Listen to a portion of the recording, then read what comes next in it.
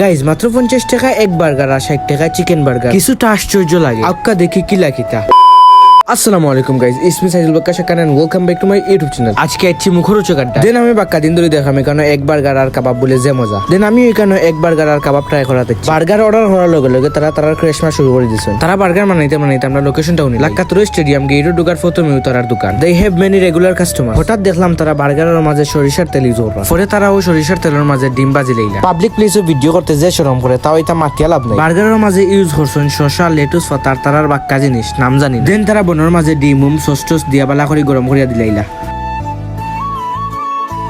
And আপনার বার্গারের মাঝে ও লুক আইছে, দেখতে কিন্তু খুব ভালো লাগে। এন্ড এটার টেস্টের বিষয় হইতে গেলে অস্থির গাইস। এটার টেস্ট আমার কাছে অত বেশি ভালো লাগছে কইয়া বুঝাইতে পারতাম না। 10 এর মাঝে 10ও দিব গাইস। 30 টাকার কাবাবের মাঝে অত মাংস, তারা দোকানে গেলে এক বার্গার আর কাবাবটা মিস করবা না। আজকের ভিডিও খান পর্যন্ত দেখা হইব নেক্সট কোনো ভিডিও। আসসালামু